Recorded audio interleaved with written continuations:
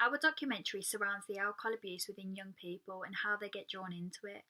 And to find out, we did a documentary to find out whether the majority of those young people knew the actual effects of binge drinking. I wanted to target a primary audience of teenagers and a secondary audience of parents within my evaluation. Our documentary targets 16 to 25-year-olds due to them being the most interested in binge drinking and actually engaging with the topic, which was found in our research and planning stages. This enabled us to see what codes and conventions they'd like to see in our documentary. We asked them to evaluate all three of our media products.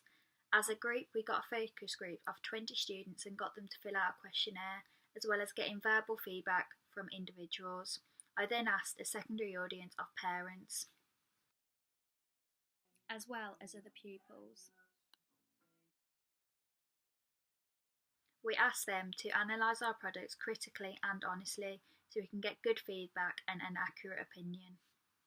Here are the following questions I asked the audience. Does the introduction of the documentary make you want to watch the documentary? If so, why? Think that the documentary was actually very good. I liked it when they use realistic footage of like them clubbing and doing all the partying stuff. I liked how different it was. Very entertaining. It intrigued me into watching it. The documentary was well thought out and I enjoyed the introductory footage. It got my attention straight away. Did you like how we've had a voiceover narrative? I thought the voiceover worked well, as it meant you could see the other footage whilst they were speaking. I think it does, because the music and the comments that are made on the introduction are appealing to young people. Yes, it made it different. Yes, because it made it different and it didn't make it biased. What parts of the documentary did you not like? There wasn't enough statistical information to, in a sense, shock the audience. The background noise in some of the vox pops were too loud. The background noise for the vox pops was a bit too noisy at some points. Yeah, and some of the sound levels dipped in some of the areas of the end. Who do you think the documentary was targeted at? Is it 18 to 20-year-olds?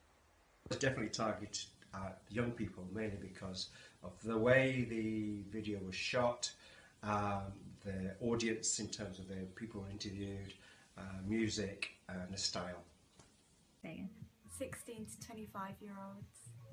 Do you like the way that the documentary and radio trailer use the same music? I think relates well. Yes. I like the music, it was very modern. Does the radio trailer intrigue you into watching the documentary? Yes. Yes, because then there's familiarity between the radio and the actual video. You've got good music, which young people are used to listening to, and therefore have ownership of, and things like that. How professional does our double-page spread look?